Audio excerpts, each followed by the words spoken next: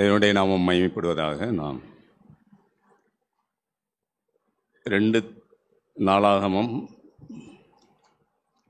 17வது அதிகாரம் ஒரு வசனத்தை வாசித்து நாம் தியானிப்போம். 2 நாளாகமும் 17 3வது வசனத்திலிருந்து வாசிக்க. கர்த்தர் யோசபாத்தோடு இருந்தார். அவன் பாகால்களை தேடாமல் தன் தகப்பனாகிய தாவீது முன்னாட்களில் நடந்த வழிகளில் நடந்து தன் தகப்பனுடைய தேவனை தேடி இஸ்ரவேலுடைய செய்கையின்படி நடவாமல் அவருடைய கற்பனைகளின்படி நடந்து கொண்டான். ஆகையால் கர்த்தர் அவன் கையில் ராஜ்யபாரத்தை திடப்படுத்தினார். யூதா கோத்திரத்தார் எல்லாரும் யோசபாத்துக்கு காணிக்கைகளை கொண்டு வந்தார்கள். அவனுக்கு ஐஸ்வர்யமும் கனமும் மிகுதியாயிருந்தது. கர்த்தருடைய வழிகளில் அவன் இருதயம் உற்சாகம் கொண்டது. அவன் மேடைகளையும் விக்கிரக தோப்புகளையும் யூதாவை விட்டு அகற்றினான். யூதா கோத்திரத்தை ஆளும்படி தேவன் யோசபாத்தை தெரிந்து கொண்டு அவன் தாவீதுடைய வழியில நடந்தான் அப்படின்னு வாசிக்கிறோம். தாவீதுடைய வழியில உத்தமமாக நடக்க அவன் தன்னுடைய மனதை திருப்பி கொண்டான். கர்த்தருடைய வழிகளில் அவன் இருதயம் உற்சாகம் கொண்டது அப்படின்னு வாசிக்கிறோம். நான் அடிக்கடி என்னுடைய இருதயத்தில் இருக்கக்கூடிய ஒரு வார்த்தை அது. தேவனுடைய வழியில் நடக்கிற காரியத்தில் நமக்கு ஒரு உற்சாகம் இருக்க வேண்டும் என்று நான் தீர்மானித்து கொண்டேன். ஆம் பிரியமானவர்களே, தேவனுடைய வழி நமக்கு தேவன் ஆண்டவராய் இயேசு அந்த வழியை நமக்கு காட்டியிருக்கிறார். அவரே வழியும் சத்தியமும் ஜீவனுமாக இருக்கிறார். அவரை பின்பற்றுகிற அந்த காரியத்தில் எப்பொழுதும் நமக்கு ஒரு உற்சாகமும் ஒரு தாகமும் ஒரு வாஞ்சையும் நம்முடைய இருதயத்தில் இருக்கணும். இந்த வழியை கண்டுபிடிக்கிறவர்கள் ஒரு சிலர் என்று ஆண்டவர் போதித்தார். மத்தேயு எழுதின சுவிசேஷம் 7வது அதிகாரம் 13-14 வாசிப்போம். இடுக்கமான வாசல் வழியாய் உட்பிரவேசியுங்கள். கேட்டுக்கு போகிற வாசல் விரிவும் வழி விசாலமுமாய் இருக்கிறது. அதன் வழியாய் பிரவேசிக்கிறவர்கள் அநேகர். ஜீவனுக்கு போகிற வாசல் இடுக்கமும் வழி நெருக்கமுமாய் இருக்கிறது. அதை கண்டுபிடிக்கிறவர்கள் சிலர். பிரியமானவர்களே, இடுக்கமான வாசல், நம்ம நிறைய நேரங்களில் சத்தியத்தை கேட்டிருக்கிறோம். நம்முடைய மூத்த சகோதரர் எழுதின புத்தகங்களில் இந்த வசனத்தை அதிகமாக கோடிட்டு நிறையா விலைக்கு பேசியிருக்கிறாங்க. நாம் திரும்ப திரும்ப கேட்குறோம் அப்படிங்கன்னா அதில் நம்ம சலிப்படையக்கூடாது. தேவன் எனக்கு இந்த நாளில் ஒரு காரியத்தை சொல்ல விரும்புகிறார் இந்த வசனத்தின் மூலமாய், அப்படி தான் நாம் தியானிக்கணும். இடுக்கமான வாசல் வழியாய் உட்பிரவேசியுங்கள். கேட்டுக்கு போகிற வாசல் விரிவும் வழி விசாலமாக இருக்கிறது. அதன் வழியாய் பிரவேசிக்கிறவர்கள் அநேகர். ஜீவனுக்கு போகிற வாசல் இடுக்கமும் வழி நெருக்கமுமாக இருக்கிறது. அதை கண்டுபிடிக்கிறவர்கள் சிலர். ஆண்டவர் இயேசு இந்த வார்த்தையை சொல்லி பேசும்போது அந்த நாட்களிலேயே ஜனங்கள் அவருடைய வார்த்தையை அநேகர் ஏற்றுக்கொள்ளவில்லை. ஒரு சிலர் தான் அந்த வழியை கண்டுகொண்டு ஆண்டவருடைய வார்த்தையை ஏற்றுக்கொண்டார்கள். ஒரு சிலர் தான் அவரை பின்பற்றினார்கள். அநேகர் வேறு விதமாய் தங்களுடைய பரிசேர் சரிசேர் வேதபாரகர்கள் நியாயசாஸ்திரிகள்லாம் பார்த்தீங்கன்னா அவர்கள் தங்களுடைய நீதியை, தங்களுடைய நியாயப்பிரமாணத்தினுடைய நீதியை நிறைவேற்றும்படி அந்த நீதியின்படி நடந்தால் போதும் என்று சொல்லி அதில் நடக்கும்போது நீதிமானாய் மாறுகிறோம். தங்களுடைய சுயநீதியிலே அவர்கள் வாழ்ந்தார்கள். ஆனால் ஆண்டவருடைய வார்த்தையை ஒருபோதும் ஒரு காலம் அவர்கள் அதை ஏற்றுக்கொள்ளவே இல்லை. சுருக்கமாக ஒரே வார்த்தையில் சொன்னால் ஆண்டவரையே அவர்கள் ஏற்றுக்கொள்ளவில்லை. நீங்கள் பார்த்தீங்கன்னா பாவிகள் ஆண்டவர்கிட்ட வருகிறார்கள்.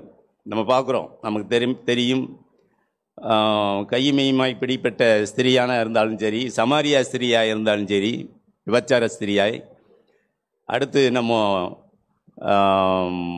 100க்கு அதிபதி ஒரு நல்ல உயர் பதவியில் இருக்கக்கூடிய அவனாக இருந்தாலும் சரி, ஆண்டவரிடத்தில் வரும்போது அது செகையு அல்லது பர்திமை குருடன், இவர்களெல்லாம் நீங்கள் பார்த்தீங்கன்னா எப்படி வர்றாங்கன்னா, ஆண்டவரே அப்படின்னு வருவாங்க. ஆண்டவரே ஆண்டவரேன்னு வருவாங்க, ஆண்டவரை ஏற்றுக்கொள்வார்கள். ஆனால் இந்த பரிசேயர், சதிசேயர், வேதபாரர்கள், நியாயசாஸ்திரிகள்லாம் ஆண்டவரிடத்தில் வரும்போது ரவி, போதகரே, ஆண்டவரேன்னு சொல்ல மாட்டாங்க. அவரை தேவனாக அவர்கள் அங்கீகரிக்கவே முடியவில்லை. தேவன் அவர்களுக்கு எவ்வளவோ வார்த்தைகளை பேசினார், கடிந்து கொண்டு கூட பேசினார். ஆனாலும் அவர்களுக்கு அதை அந்த என்ன சொல்கிறது, ஒரு பாம்பாட்டி மகுடி ஊதும்போது அது என்ன செய்யலை, கேட்கலை அப்படின்னு ஒரு சங்கீதத்தில் ஒரு வசனம் அப்படி வரும், செவிட்டு வெறியன். ஆக அது மாதிரியே அவர்கள் அந்த வார்த்தைக்கு ஒரு காலம் தங்கள் வாழ்க்கையில் யோசித்து கூட பார்த்ததா தெரியல. கடைசி வரைக்கும் அவரை மறுதலித்தார்கள், அவரை ஏற்றுக்கொள்ளவே இல்லை. ஆனால் பாவிகளாகி இருந்த ஜனங்கள், ஏழை எளிய ஜனங்கள், தங்களுடைய தேவையை உணர்ந்தவர்கள் ஆண்டவரை ஏற்றுக்கொண்டார்கள். அவருடைய வழியில சீடர்கள் கூட பாருங்க, அவர்களாம் மீனவர்கள், ஞானம் இல்லாதவர்கள், படிப்பறிவு இல்லாதவர்கள், அவர்கள் ஆண்டவருடைய வழியை இருக பற்றி கொண்டார்கள், இயேசுவை பின்பற்றினார்கள். இந்த இடத்துல இடுக்கமான வாசல் அப்படின்னு நம்ம பார்க்குறோம், இன்னொன்று விசாலமான வாசல். இந்த விசாலமான வழியை அவர் வாழ்நாளிலே, அவர் வாழ்ந்த காலத்திலேயே ஜனங்கள் அதிகமாய் தேடினார்கள். இடுக்கமான பாதையில் ஒரு சிலர் தான் தேடினார்கள். ஒரு சம்பவத்தை இங்கே பார்க்குறோம். யோவான் எழுதின சுவிசேஷம் 10வது அதிகாரம் 20-21 வாசிப்போம். அவர்களில் அநேகர், இவன் பிசாசு பிடித்தவன், பைத்தியக்காரன், ஏன் இவனுக்கு செவி கொடுக்கிறீர்கள் என்றார்கள். வேறு சிலர், இவைகள் பிசாசு பிடித்தவனுடைய வசனங்கள் அல்லவே, குருடருடைய கண்களை பிசாசு திறக்கக்கூடுமா என்றார்கள். அதுக்கு மேலே என்ன பேசுகிறாருன்னு சொன்னால், பிதாவாகிய தேவனை குறித்து பேசுகிறார். அதாவது, நான் என்னுடையவைகளை அறிந்திருக்கிறேன், என்னுடையவைகளால் அறியப்பட்டும் இருக்கிறேன், ஆடுகளுக்காக என் ஜீவனை கொடுக்கிறேன் அப்படிலாம் சொல்லிட்டு 18, ஒருவனும் அதை என்னிடத்திலிருந்து எடுத்துக்கொள்ள மாட்டான், நானே அதை கொடுக்கிறேன், அதை கொடுக்கவும் எனக்கு அதிகாரம் உண்டு, அதை மறுபடியும் எடுத்துக்கொள்ளவும் எனக்கு அதிகாரம் உண்டு, இந்த கட்டளையை என் பிதாவினிடத்தில் பெற்றுக்கொண்டேன்னு சொன்ன மாத்திரத்தில் இந்த வசனங்களின் நிமித்தம் யூதருக்குள்ளே மறுபடியும் பிரிவினை உண்டாயிற்று. அவர்களில் அநேகர் அந்த கருத்தை ஏற்றுக்கொள்ள மனதில்லை. ஆனால் ஒரு சிலர் ஏற்றுக்கொண்டார்கள். அவர் காலத்திலே அது அப்படியே நடந்தது. பிரியமானவர்களை, இந்த காலத்திலையும் அப்படியே இருக்கு. ஆண்டோடைய வழியை ஏற்றுக்கொள்ளக்கூடிய ஜனங்கள் ஒரு சிலராகத்தான் இருக்கிறாங்க. ஊருக்கு ஒருவனும், கோத்திரத்துக்கு ஒருவனும், வம்சத்துக்கு ஒருவனுமாய்த்தான் தேவன் தெரிந்து கொண்டு அவருடைய வழியில் நம்மை நடத்தி கொண்டிருக்கிறார். இந்த வழியில் நடக்கிற தேவனுடைய வழியில், இந்த தேவன் ஆண்டவராக இயேசு நமக்கு காட்டின இந்த பரிசுத்தமான அந்த ஜீவிய பாதையில் நடக்கிறதுல நாம் உற்சாகம் கொள்ள வேண்டும். அதைத்தான் இங்கே பார்த்தோம். சோர்ந்து போனவர்களாக ஏனோதானவென்று இந்த பாதையை நமக்கு தேவன் காட்டியிருக்கிறார். இந்த ஜீவனுக்கு போகிற வழியை நாம் காணும்படி நம்முடைய கண்களை திறந்திருக்கிறார். அநேகருடைய கண்கள் குருடாக்கப்பட்டிருக்கிறது, ஆனால் தேவன் நம்முடைய கண்களை திறந்திருக்கிறார். நாம் பாக்கியவான்கள். ஜீவனுக்கு போகிற இந்த வாசலை நீ கண்டுபிடி. ஆனால் அநேகரோ அதை கண்டுபிடிக்க மாட்டோம். எரேமியாவின் புஸ்தகம் 6வது அதிகாரம் எங்களுக்கு தேவையில்லை என்று சொல்லுகிறார்கள். எரேமியாவின் புஸ்தகம் 6வது அதிகாரம் 13வது வசனம். வழிகளிலே நின்று பூர்வ பாதைகள் எவை என்று கேட்டு விசாரித்து நல்ல வழி எங்கே என்று பார்த்து அதிலே நடவுங்கள், அப்பொழுது உங்கள் ஆத்துமாவுக்கு இளைப்பாறுதல் கிடைக்கும் என்று கர்த்தர் சொல்லுகிறார். அவர்களோ நாங்கள் அதிலே நடக்க மாட்டோம் என்கிறார்கள். இன்னைக்கு உலகத்தில் இதான் பிரச்சனை. இயேசுவை குறித்த காரியத்தில் அவர்களுக்கு சத்தியத்தை சொல்லும்போது, இயேசுவை குறித்த காரியத்தில் அவருக்கு விசுவாசத்தை ஊட்டும்போது, பேசும்போது, இது எங்களுக்கு தெரியும். கிறிஸ்தவர்களாக இருக்கக்கூடியவர்களும் கூட, கிறிஸ்தவர்கள் என்ற பெயரை, அந்த தேவபக்தியின் வேஷத்தை தரித்திருக்கிறவர்களும் கூட அநேகர் இயேசுவை மறுதலிக்கிறார்கள், இன்னும் ஏற்றுக்கொள்ள மனதில்லை. ஆகவே அவர்கள் வாழ்க்கையில் சமாதானம் இல்லை, இளைப்பாறுதல் இல்லை, வேதனையும் வருத்தமும் சஞ்சலமும் இருக்கிறது. இயேசுவை ஏற்றுக்கொள்வதனால இயேசுவுக்கு ஒன்றும் லாபம் இல்லை. இந்த வழியில் நடப்பதனால இயேசுவுக்கு, தேவனுக்கு ஒரு லாபம் இல்லை.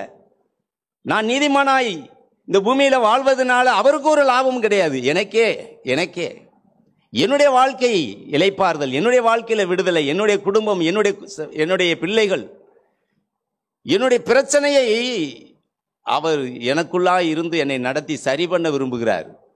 நான் ஆசீர்வதிக்கப்படும்படி இந்த வழியை கண்டுகொள், இந்த வழியில் நட, இதுதான் பாதை, இதில் நடன்னு சொல்லி நமக்கு போதிக்கிறார். பிரியமானவர்களே, அநேகர் நாங்கள் நடக்க மாட்டோம் என்கிறார்கள். ஆகையினாலே அவர்கள் வாழ்க்கையில் இளைப்பாறுதல் இல்லை, சமாதானம் இல்லை, போராட்டங்களும் வருத்தங்களும் கவலைகளும் கண்ணீரும் துக்கமும் துயரமும் வேதனையும் இந்த பூமியில் அலைந்து திரிகிறவர்களாக இருக்கிறார்கள். நாமோ தேவன் நம்மை ஒரு அடைக்கல பட்டணம், ஒரு அடைக்கலத்துக்குள் தேவன் நமக்கு அடைக்கலமாய் கேடகமாய் தேவனை எவ்வளவாய் நாம் ஆசீர்வதிக்கப்பட்டிருக்கோம். பிரியமானவர்களே, இந்த வழியை கண்டுபிடிக்கிறவர் ஒரு சிலர். நாம் சபையில் இருக்கிறோம், நாம் இந்த வழியில தான் போகிறோமா நம்மை ஆராய்ந்து பார்க்க வேண்டும். நான் இந்த வார்த்தையை நான் இன்னைக்கு தியானிக்கிறோம். நான் இந்த வழியில், இந்த குறுகலான பாதையில் என்னுடைய பயணம் இருக்கிறதா? ஒவ்வொரு நாளும் இந்த வாழ்க்கையை நான் சந்தோஷமாய் உற்சாகமாய் நடக்கிறேனா? இந்த வாழ்க்கையில் பாருங்க,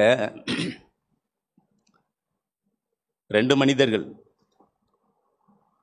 லூக்கா எழுதின சுவிசேஷம் 18வது அதிகாரம் 18லிருந்து வாசிப்போம். அப்பொழுது தலைவன் ஒருவன் அவரை நோக்கி, நல்ல போதகரே, நித்திய ஜீவனை சுதந்தரித்துக் கொள்வதற்கு நான் என்ன செய்ய வேண்டும் என்று கேட்டான். அதற்கு இயேசு, நீ என்னை நல்லவன் என்று சொல்வானேன்? தேவன் ஒருவர் தவிர நல்லவன் ஒருவனும் இல்லையே. விபச்சாரம் செய்யாதிருப்பாயாக, கொலை செய்யாதிருப்பாயாக, களவு செய்யாதிருப்பாயாக, பொய்ச்சாட்சி சொல்லாதிருப்பாயாக, உன் தகப்பனையும் உன் தாயையும் கனம் பண்ணுவாயாக என்கிற கற்பனைகளை நீ அறிந்திருக்கிறாயே என்றார். அதற்கு அவன், இவைகளையெல்லாம் என் சிறு வயது முதல் கை கொண்டிருக்கிறேன் என்றான். இயேசு அதை கேட்டு, இன்னும் உன்னிடத்தில் ஒரு குறைவு உண்டு. உனக்கு உண்டானவைகளை எல்லாம் விற்று தரித்திரருக்கு கொடு, அப்பொழுது பரலோகத்தில் உனக்கு பொக்கிஷம் உண்டாயிருக்கும். பின்பு என்னை பின்பற்றி வா என்றார். அவன் அதிக ஐஸ்வர்யம் உள்ளவன் ஆனபடியினால் இதை கேட்ட பொழுது மிகுந்த துக்கம் அடைந்தான். இந்த வழியை பின்பற்றி வா ஆண்டவராய் இயேசு அந்த ஐஸ்வர்யவான்கிட்ட பேசுறாரு. அவன் இருதயம் எப்படி இருக்குன்னா, ஐஸ்வர்யத்தின் மேல அவனுடைய இருதயம், அதாவது விசாலத்தில் அவன் வாழ்ந்து பழகினவன். அவனுக்கு அந்த குறுகல், அந்த இடுக்கம் அப்படிங்கிற காரியத்தை ஆண்டவர் வலியுறுத்தி காட்டுறார், அந்த பாதையை காட்டுறார். இதுதான்ப்பா பாதை, இதில் நட, இதில் என்னை பின்பற்றி வா அப்படின்னு சொல்லும்போது அவனுக்கு வேத வார்த்தைகள்லாம் நிறைய தெரியுது, அவனுக்கு வேத வசனங்கள்லாம் தெரியுது. நிறைய சிறுவயது முதல் நியாயப்பிரமாணத்தின் காரியங்களை நிறைய அவன் கை கொண்டிருக்கான். ஆனாலும் உன்னிடத்தில் இருக்கிறது கொஞ்சம் ஏழைகளுக்கு கொடுவே அப்படின்னு சொல்லும்போது அவன் பொருளாசை பணாசை உள்ளவனாக இருந்ததுனால அந்த விசாலமான வழியை விட்டு அந்த குறுகலான பாதையை தெரிந்து கொள்ள அவன் மனம் விரும்பவில்லை. அவன் மனம் அதில் துக்கம் அடையுது. அந்த மனம் அவனுக்கு அந்த ஐஸ்வர்யத்தினுடைய மயக்கத்தில் இருக்கு. ஐஸ்வர்யத்தினுடைய மயக்கத்தில் இருக்க அவனுடைய மனம், அதிலிருந்து மீண்டு வர அவனால் முடியவில்லை. அதைத்தான் கீழே சொல்றாரு, ஐஸ்வர்யவான் தேவனுடைய ராஜ்யத்தில் பிரவேசிப்பதை பார்க்கிலும் ஒட்டகமானது ஊசியின் காதிலே நுழைவது எளிதாய் இருக்கும். பிரியமானவர்களே, இவனுடைய காரியம் நம்ம நிதானிச்சு பார்ப்போம். நம்முடைய இருதயம் இந்த உலகத்துக்குரிய காரியத்தில் அதிகமாக நாட்டம் இருக்கா? நம்முடைய மனம் அடிக்கடி இந்த பண விஷயத்தில், பொருள் விஷயத்தில் நம்முடைய இருதயம் அதில் வஞ்சிக்கப்பட்டிருக்கிறதா? அந்த பொருள் காரியங்கள், பணம் காரியங்களுக்காக போராடுகிறோமா? வாக்குவாதம் பண்ணுகிறோமா? சண்டை போடுகிறோமா? இடுக்கமான காரியம் சரி, விட்டு போகட்டும், பரவாயில்லை, எனக்கு இந்த பொருள் நஷ்டமானா பரவாயில்ல, எனக்கு இந்த காரியம் எனக்கு கிடைக்காட்டாலும் பரவாயில்ல. அதாவது பணத்தின் மேலே உள்ள ஒரு ஈர்ப்பு இல்லாதவர்களாய் அவன் அந்த இடத்துல விட்டு கொடுக்க முடியல. ஆண்டவர் கொஞ்சம் விட்டு கொடுப்பான்றத அந்த இடத்துல அவனுக்கு வலியுறுத்துறார். அவனால் அவன் அந்த விசாலமான பாதையை விட்டுட்டு குறுகலான ஒரு பாதையை அவன் தெரிந்து கொள்ள அவனுடைய மனம் விரும்பவில்லை. அதே அதிகாரத்தில் பாருங்க, கீழே வாசிக்கிறோம் 29வது வசனத்தில், அதற்கு அவர், தேவனுடைய ராஜ்யத்தின் நிமித்தம் வீட்டையாவது பெற்றாரையாவது சகோதரரையாவது மனைவியாவது பிள்ளைகளையாவது விட்டுவிட்ட எவனும் இம்மையிலே அதிகமானவைகளையும் மறுமையிலே நித்திய ஜீவனையும் அடையாமல் போவதில்லை என்று மெய்யாகவே உங்களுக்கு சொல்லுகிறேன். கிறிஸ்துவின் நிமித்தம் இந்த பூமியில் ஒன்றை இழந்தவனுக்கு ஒன்று நித்திய ஜீவன்றார். இதை இழந்தவனுக்கு அது கிடைக்கும். எது? நித்தியம், நித்திய ஜீவன், தேவனுடைய ராஜ்யம், இளைப்பாறுதல். இளைப்பாறுதல் அந்த இடுக்கமான வாசலுக்குள்ள வரும்போது அவனுக்கு நித்திய ஜீவன், இளைப்பாறுதல் இருக்கு. அந்த வழியில வரும்போது, நடக்கும்போது, பிரியமானவர்களே, அவன் அதில் எந்த மனம் துக்கமடைந்து போய்விட்டான். அவனுடைய நிலைமை அதுதான். இன்னைக்கு நிறைய பேர் நம்முடைய இருதயத்தில் இப்படிப்பட்ட ஆவி இருக்கான்னு பார்க்கணும். ஏதாவது ஒரு நஷ்டம், அவர் ஒன்றும் நஷ்டமே அடையலை, புத்தி தான் சொன்னார். ஆனால் அதை அவன் மனது ஏற்றுக்கொள்ளவில்லை. மனத்தாங்கல். அவன் எதையும் கொடுத்ததை கொடுத்து விட்டு துக்கமடைந்திருந்தாலும் பரவாயில்லை, ஒன்றையுமே கொடுக்கவில்லை, ஆனாலும் துக்கம். அதே காரியத்தில் இன்னொரு சம்பவத்தை பார்க்குறோம். குறுகலான வழியை இவன் விசாலமான வழியை தெரிந்து கொண்டான். இன்னொருத்தன் பாருங்க, குறுகலான வழியை அதிலேயே தெரிந்து கொண்டான். 35வது வசனம். பின்பு அவர் எரிகோவுக்கு சமீபமாய் வரும்போது ஒரு குருடன் வழி எருகே உட்கார்ந்து பிச்சை கேட்டு கொண்டிருந்தான். ஜனங்கள் நடக்கிற சத்தத்தை அவன் கேட்டு இதை என்ன என்று விசாரித்தான். நசரேனாகிய இயேசு போகிறார் என்று அவனுக்கு அறிவித்தார்கள். அப்பொழுது அவன், இயேசுவே, தாவீதின் குமாரனே, எனக்கு இரங்கும் என்று கூப்பிட்டான். முன்னடப்பவர்கள் அவன் பேசாமல் இருக்கும்படி அவனை அதட்டினார்கள். அவனோ, தாவீதின் குமாரனே, எனக்கு இரங்கும் என்று மிகவும் அதிகமாக கூப்பிட்டான். இயேசு நின்று அவனை தம்மிடத்தில் கொண்டு வரும்படி சொன்னார். அவன் கிட்ட வந்தபோது அவர் அவனை நோக்கி, நான் உனக்கு என்ன செய்ய வேண்டும் என்று இருக்கிறாய் என்று கேட்டார். அதற்கு அவன், ஆண்டவரே, நான் பார்வையடைய வேண்டும் என்றான். நான் பார்வையடைய வேண்டும் என்றான். இயேசு அவனை நோக்கி, நீ பார்வையடைவாயாக, உன் விசுவாசம் உன்னை ரட்சித்தது என்றார். உடனே பார்வை அடைந்து தேவனை மகிமைப்படுத்தி கொண்டே அவருக்கு பின் சென்றான். அருமையான வார்த்தை. தேவனை மகிமைப்படுத்தி கொண்டே அவருக்கு, என்னங்க அது வேடிக்கையா இருக்கு. இவனுக்கு ஒன்றுமில்லை, இவனுக்கு ஒரு வாய்ப்பு கிடைச்சிருக்கு. அதாவது விசாலமாய் கொஞ்ச நாள் உலகத்தில் வாழ்வதற்கு அவனுக்கு ஒரு வாய்ப்பை தேவன் கட்டளை தந்திருக்கிறார். கண்கள் குருடாய் இருந்தவன் ஒரு விசாலமாய் சந்தோஷமாய் என்ஜாய் பண்ணி இந்த உலகத்தை அனுபவிக்க அவனுக்கு வாய்ப்பில்லை. ஆனால் தேவன் அவன் கண்களை திறந்து விடுதலையாக்கி விட்டார். இவன் என்ன செஞ்சிருக்கணும்? போய் இந்த பூமியில் நல்ல ஒரு வாழ்க்கை வாழ்ந்துட்டு அப்புறம் ஆண்டவரை தேடுவோம், அல்லது அப்புறம் பார்த்துக்குருவோம் பின்னாடி. கண் திறந்திருக்கான், நல்லா இனிமே கையால் உழைச்சி சாப்பிடணும். ஐயா, பிச்சை எடுத்து சாப்பிட்ட காலம் போதும். நல்ல ஒரு வேலையை தேடுவோம், ஒரு தொழிலை தேடுவோம், ஒரு வருமானத்தை தேடுவோம், பெருக்கி கொள்ளுவோம், நல்ல ஒரு வாழ்க்கை வாழ்ந்து குடும்பமாக நல்லா சந்தோஷமா. அப்படித்தான் அவன் யோசிச்சிருக்கணும். இல்லை, அவன் அந்த விசாலமான வழியை சிந்திக்கவே இல்லை. குறுகலான பாதையை, இயேசுவை பின்பற்றினான். ஒண்ணுமே இல்லை அவன்கிட்ட, ஒண்ணுமே இல்லை, ஒண்ணுமே இல்லை. எனக்கு இந்த இயேசு போதும், என் கண்களை திறந்து விட்டாரே போதும். ஆண்டவரே, நான் உம்மை பின்பற்றுவேன், நான் உம்மை பின்பற்றுவேன். அவன்கிட்ட வான்னு சொன்னார். ஆனால் இவன்கிட்ட சொல்லவே இல்லை. ஆனால் இவனாவே தன்னை அர்ப்பணித்து விட்டான். குறுகலான பாதையை தெரிந்து கொண்ட அருமையான மனுஷன் இந்த பர்திமேயு குருடன். இது பர்திமேயு குருடனை குறித்த காரியம். பிரியமானவர்களே, நம்முடைய வாழ்க்கையில் இப்படிப்பட்ட சம்பவங்கள், நம்முடைய காரியங்கள் வாழ்க்கையில் நாம் சந்திக்கிறோம். நிறைய நேரங்களில் ஒன்றுமில்லையே அப்படின்னு சொல்லும்போது அதுதாங்க நமக்கு வாழ்க்கை, அதுதான் பாதை. ஏதோ நமக்கு ஒரு நெருக்கடி போல தெரியுதா, அதுதான் தேவன் நமக்கு காண்பித்த பாதை. அந்த பாதையில் நாம் நடக்கிறதுக்காகவே தேவன் நம்மை அந்த இடத்துல வச்சிருக்கிறார். குறுகலான அவனுடைய வாழ்க்கையில் பாருங்க, அந்த பாதையில் போன அவனுக்கு எவ்வளவு இளைப்பாறுதல், சமாதானம். ஆனால் அவனோ துக்கத்தோடு போயிட்டான். இவன் தேவனை மகிமைப்படுத்தி கொண்டே போறான், சந்தோஷம். அவன் இதுவரைக்கும் நடந்த காரியங்களை குறித்து அவன் முறுமுறுக்கவே இல்லை. எல்லாமே சந்தோஷம், நன்மைக்காக. இடுக்கமான வழியில நடக்கிறவர்கள் அப்படித்தான் இருப்பார்கள். தன் வாழ்க்கையில எது நடந்தாலும் நன்மைக்கு என்று சொல்லுவார்கள். தன் வாழ்க்கையில சோதனைகள், பிரச்சனைகள் வரும்போது திராணிக்கு மிஞ்சி எதுவும் இல்லை, எனக்கு நடக்காதுன்னு சொல்லுவார்கள். தன் வாழ்க்கையில எந்த ஒரு பிரச்சனைக்கும் கவலைப்பட்டு கலங்க மாட்டார்கள்.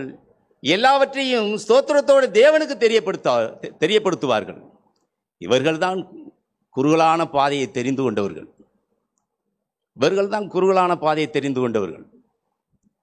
ஏதோ ஒரு காரியத்தில் தடுமாறி கீழே விழுந்துட்டோம்னா உடனே ஆண்டவர்கிட்ட போய் ஒப்புரவாகி சரி பண்ணி, அல்லது மனுஷர்கள்ட்ட சகோதர சகோதரி அல்லது யார்கிட்ட ஒரு மனத்தாங்கள், உடனே நான் பேசின விதம் சரியில்லை, நான் ஒரு கோபத்தில் வேகத்தில் மன்னிச்சிருங்க. அந்த வழியை கண்டுபிடிக்கிறவர்கள் அப்படி சமாதானத்தை தேடி இளைப்பாறுதலுக்குள்ள வந்து விடுவார்கள். இல்லை என்றால் முறுமுறுப்பும் கசப்பும் கோபமும் இருதயத்தில் குடிகொண்டு அவர்கள் ஜெபிக்க முடியாது, வேதம் வாசிக்க முடியாது, சகோதர சகோதரிகளோடு நல்ல ஒரு ஐக்கியத்தில் அவர்கள் வளர முடியாது. பிரியமானவர்களே, காரணம் என்னன்னா, அவருடைய இருதயம் அங்கே இருளில் இருக்கும். குறுகலான அந்த பாதையை விட்டு விலகி இருக்கிறார்கள். அவர்கள் விசாலத்தை விரும்புகிறார்கள். இப்படி இடங்களில் நம்ம தேவன்கிட்ட வரணும். ஆண்டவரே, நான் குறைவுள்ள மனிதன், என்னை ரட்சியும், என்னை தாழ்த்துகிறேன், நான் மனம் திரும்புகிறேன். அதாவது இடுக்கமான வாசல் 1 மைல் தூரம் போகிறது அல்ல, 2 மைல் தூரம் போகிறோம். அதாவது நேசிக்கிறவர்களை நேசிப்பது 1 மைல் தூரம், சத்துருக்களை நேசிப்பது 2 மைல் தூரம். நமக்கு என்ன பிரச்சனை தெரியுமா? நான் ஆராய்ஞ்சுதான் பேசுகிறேன். நேசிக்கிறவர்களையும் நேசித்தவர்களையும் நேசிப்பதே இன்னைக்கு பெரிய பிரச்சனையாக இருக்கு. நிறைய நேரங்கள் சத்துருக்களை எங்கே போய் நேசிக்கிறது? மனைவி, பிள்ளைகள் அல்லது பெற்ற தாய் தகப்பன், நம்ம பெற்று வளர்த்து நம்மளை ஆளாக்குனவர்கள், உடன் பிறந்த சகோதர சகோதரிகள், நம்முடைய சின்ன வயதில் அவர்கள் கஷ்டப்பட்டு நம்மளை வளர்த்துருக்கலாம், உதவியாக இருந்திருக்கலாம். எத்தனையோ நேரங்களில் பட்டினி பசியுமா அவர்கள் இருந்து நமக்கு ஒரு உணவு கொடுத்து, அல்லது ஒரு ஸ்கூலுக்கோ அல்லது ஒரு காரியங்கள், அவங்க போட்டிருந்த ட்ரெஸ்ஸோ துணிமணி, எவ்வளவோ காரியங்கள் நமக்கு உதவியாக இருந்திருப்பார்கள். ஆனால் இன்றைக்கு அவர்களிடத்தில் உள்ள சின்ன சின்ன குறைகள் ஏதோ ஒன்றை பார்க்கும் பொழுது நமக்கு விசனமாக இருக்கு. காரணம், நாம் விசாலத்தை விரும்புகிறோம். குறுகலான அந்த பாதையை தெரிந்து கொள்வதற்கு நமக்கு கஷ்டமாக இருக்கு. அந்த பாதையில் ஜீவன் இருக்கு, இளைப்பாறுதல் இருக்கு. அதை நம்ம மறந்துட்டு நம்ம என்ன செய்யறோம்னா, அவங்க இப்படி பேசிட்டாங்களே, இவங்க இப்படி பண்ணிட்டாங்களே, மற்றவர்களை விரல் நீட்டுகிறவர்களாக இருக்கிறோம், மற்றவர்களை குறை சொல்லுகிறவர்களாக இருக்கிறோம், குற்றப்படுத்துகிறவர்களாக இருக்கிறோம். இடுக்கமான வாசல் உள்ள வழியிலே நடக்கிறவர்கள் இப்படிப்பட்ட காரியங்களில் மற்றவர்களை ஆசீர்வதிப்பதற்கு, அவர்களுக்கு எந்த வகையிலேயாவது நாம் அவர்களுக்கு உதவி செய்யும்படி அப்படித்தான் யோசிப்பார்கள். 1 தீமோத்தேயு 5:8 வாசிப்போம். ஒருவன் தன் சொந்த ஜனங்களையும் விசேஷமாக தன் வீட்டாரையும் விசாரியாமற் போனால் அவன் விசுவாசத்தை மறுதலித்தவனும் அவிசுவாசியிலும் கெட்டவனுமாயிருப்பான். விசுவாசத்தை மறுதலித்தவர்கள், தம் சொந்த குடும்பத்தில் உறவினர்கள், உடன் பிறந்தவர்கள், நாம் அவர்களை விசாரிக்காமல் போனால் அவிசுவாசியிலும் கெட்டவன்றார். அவிசுவாசியிலும் கெட்டவன். நாம் ஒருவருக்கொருவர் விசாரிக்கிறதுல ஒருவருக்கொருவர் குறைகள் இருக்கலாம், அது பெரிய காரியம் இல்லை. சமாதானம் முக்கியம். சமாதானத்தை தேடுவது நம்மேல் விழுந்த அது ஒரு பொறுப்பு. அது நான் இடுக்கமான அந்த வழியிலே இயேசுவை பின்பற்றுகிறேன்னு சொன்னா, இயேசு பாவியா இருந்த என்னை அவர் நேசித்தார். சத்ருவா இருந்தேன், அக்கிரமக்காரனா இருந்தேன், துன்மார்க்கனா இருந்தேன், சத்ருவா இருந்தேன், என்னை அவர் நேசித்தார். அவருடைய அன்பை வெளிப்படுத்தினார். பிரியமானவர்களே, நாம் அப்படி இந்த காரியங்களெல்லாம் நாம் நிதானிக்கணும். நம்முடைய குடும்பங்கள், நம்முடைய உறவுகள் காரியங்களில் நாம் அவர்களை விசாரிக்கிறவர்களாய், அன்பை வெளிப்படுத்துகிறவர்களாய், ஏதோவாவது ஒரு வகையில் யாவரோடும் கூடுமான மட்டும் சமாதானமாக இருக்க நாடுங்கள். சமாதானம் முக்கியம். லூக்கா 16:10 ஒரு காரியத்தை பார்ப்போம். அதாவது ஆண்டவராய் இயேசு சொன்னார், கொஞ்சத்திலே உண்மையாயிரு அப்படின்னாரு. ஆண்டவராய் இயேசு இந்த பூமியில் வாழ்ந்த வாழ்க்கை எல்லாமே இடுக்கமான வாழ்க்கை தான். அவருக்கு கொடுக்கப்பட்ட அந்த காலங்கள் 3.5 வருஷம். அந்த 3.5 வருஷமும் இடுக்கமான வாசல் பாதை தான். அவருக்கு விசாலமே இல்லை. விசாலமாய் வாழும்படி சாத்தான் ஒன்று வந்து உலகத்தின் மேன்மை, மகிமை எல்லாவற்றையும் காண்பித்தான். விசாலத்தை காட்டினான். அப்பால போய் சாத்தானேன்னு சொல்லி சாத்தானை மேற்கொண்டார். அவர் இந்த 3 வருஷத்துல அந்த வழியை, அந்த பாதையை இந்த உலகத்துக்கே என்ன செய்தார்னா காண்பித்து கொடுத்து விட்டார். கொஞ்ச காலத்துல அதுல உண்மையா இருந்தார். எல்லா வகையிலும் பிரியமானவர், நமக்கு இந்த பூமியில கொடுக்கப்பட்ட காலங்கள் கொஞ்ச காலம். நமக்கு எவ்வளவு காலம் அப்படின்னு ஒவ்வொரு மனிதனுக்கும் தேவன் தான் நிர்ணயம் பண்ணியிருக்கிறார். ஆக இருக்கிற காலத்தை நாம் ஆண்டவரை போல சரியாய் அந்த இடுக்கமான வழியில நடக்கிறதுக்கு நாம் பிரயாசப்பட்டோம்னா நாம் பாக்கியவான்கள். பாருங்க, அந்த காரியத்தில் ஒரு காரியத்தை சொல்ல விரும்புகிறேன். லூக்கா 16:19 வாசிப்போம். ஐஸ்வர்யம் உள்ள ஒரு மனுஷன் இருந்தான். அவன் இரத்தாம்பரமும் விலையேற பெற்ற வஸ்திரமும் தரித்து அனுதினமும் சம்பிரமமாய் வாழ்ந்து கொண்டிருந்தான். லாசரு என்னும் பெயர் கொண்ட ஒரு தரித்திரனும் இருந்தான். அவன் பருக்கள் நிறைந்தவனாய் அந்த ஐஸ்வர்யவானுடைய வாசல் அருகே கிடந்து அவனுடைய மேஜையிலிருந்து விழும் துணிக்கைகளாலே தன் பசியை ஆற்ற ஆசையாயிருந்தான். நாய்கள் வந்து அவன் பருக்களை நக்கிற்று. பின்பு அந்த தரித்திரன் மரித்து தேவதூதரால் ஆபிரகாமுடைய மடியிலே கொண்டு போய் விடப்பட்டான். ஐஸ்வர்யவானும் மரித்து அடக்கம் பண்ணப்பட்டான். பாதாளத்திலே அவன் வேதனைப்படுகிற போது தன் கண்களை ஏறெடுத்து தூரத்திலே ஆபிரகாமையும் அவன் மடியிலே லாசருவையும் கண்டான். அப்பொழுது அவன், தகப்பனாகிய ஆபிரகாமே, நீர் எனக்கு இறங்கி லாசரு தன் விரலின் நுனியை தண்ணீரில் தோய்த்து என் நாவை குளிர பண்ணும்படி அவனை அனுப்ப வேண்டும். இந்த அக்னி ஜுவாலையில் வேதனைப்படுகிறேன் என்று கூப்பிட்டான். போதும், இந்த அக்னி ஜுவாலையிலே நான் வேதனைப்படுகிறேன். ஐஸ்வர்யவான், அதாவது விசாலமான வழியை தேடினவருடைய முடிவு அதுவா இருக்கிறது. இடுக்கமான லாசர், அவன் வாழ்ந்த பூமியில் அவனும் அந்த பர்திமேயு குருடனை போல ஒன்றுமே இல்லை. அவன் முறுமுறுக்காதவன். அவன் ஐஸ்வர்யவானை ஒப்பிட்டு பார்த்து ஏன் எனக்கு இந்த வாழ்க்கை, இவனுக்கு மட்டும் இந்த வாழ்க்கைன்னு சொல்லி தேவன் மேலே சலிப்பு அடையலை. அவனுக்கு கிடைச்ச அந்த மேசையிலிருந்து விழும் துணிக்கு இது போதும் அதில் திருப்தியாக இருந்தான். அதில் அந்த கொஞ்சத்தில் அவன் உண்மையாக இருந்தான். அவன் ஆபிரகாமுடைய மடிக்கு போகிறான். பிரியமானவர்களே, இந்த காரியத்தில் நல்லா பாருங்க, இடுக்கம் விசாலம். இந்த இடுக்கமான வழியில் நடந்த லாசருவுக்கு தேவனுடைய சமூகத்தில் இளைப்பாறுதல் இருக்கு. ஆனால் இவனுக்கோ என்னவா இருக்கு? விசாலத்தில் இருந்தவனுக்கு வேதனை. வாசிங்க, என்ன இருக்கு? அக்கினி சுவாலையில் வேதனைப்படுகிறேனே, வேதனை. 2 கொரிந்தியர் 5வது அதிகாரம், இடுக்கமான வாசலை தெரிந்து கொண்டவர்களுக்கு அங்கே தேவன் நமக்கு என்னத்தை ஆயத்தம் பண்ணி வைத்திருக்கிறார். 2 கொரிந்தியர் 5வது அதிகாரம் 4:18-5:1 வாசிக்கலாம். 4:18 வாசிச்சுட்டு அப்புறம் 5:1. ஏனெனில் காணப்படுகிறவைகள் அநித்தியமானவைகள், காணப்படாதவைகளோ நித்தியமானவைகள். ஆமென். பூமிக்குரிய கூடாரமாகிய நம்முடைய வீடு அழிந்து போனாலும் தேவனால் கட்டப்பட்ட கைவேலை அல்லாத நித்திய வீடு பரலோகத்திலே நமக்கு உண்டென்று அறிந்திருக்கிறோம். இந்த இடுக்கமான வழியில நடந்து வருகிறவர்களுக்கு தேவன் என்னத்தை ஆயத்தம் பண்ணி வைத்திருக்கிறார்னா வீடு, நித்திய வீடு. சரி, இந்த விசாலமான வழியில நடந்து போனவர்களுக்கு அவர்களுக்கு என்ன ஆயத்தம் பண்ணி வைத்திருக்கிறார்? அக்கினியும் கந்தகம் எரிகிற கடல். பாருங்க, அது 21 வெளிப்படுத்தின விசேஷம் 21:8 வாசிப்போம்.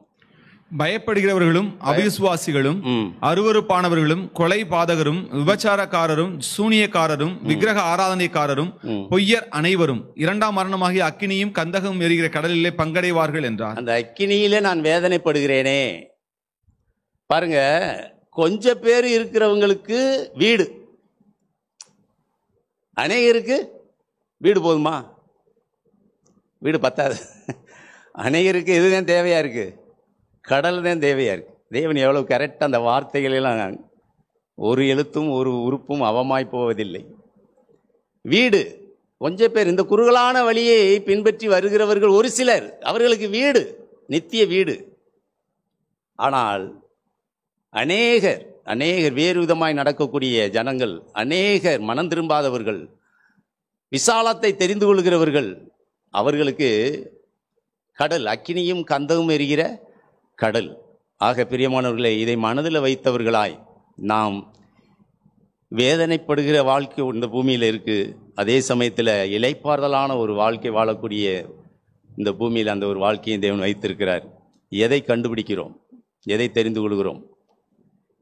இடுக்கமான வாசல் இந்த பூமியில் வாழும்போது நமக்கு அது கஷ்டம் மாதிரி தெரியும். அதில் பழகினவர்களுக்கு அதில் தான் ஜீவன், அதில் தான் சமாதானம், இளைப்பாறுதல்.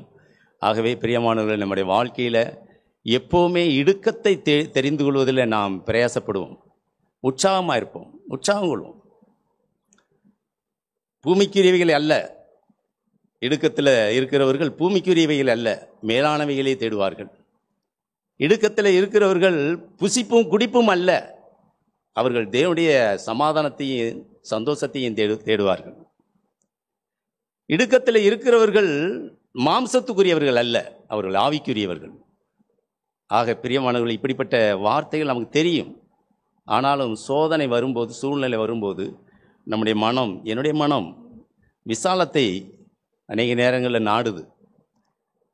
ஆனாலும் கூட நான் மனம் திரும்புகிறேன். சில நேரங்களில் ஆண்டவர்கிட்ட கதறேன், சில நேரம் அழுதுறேன்.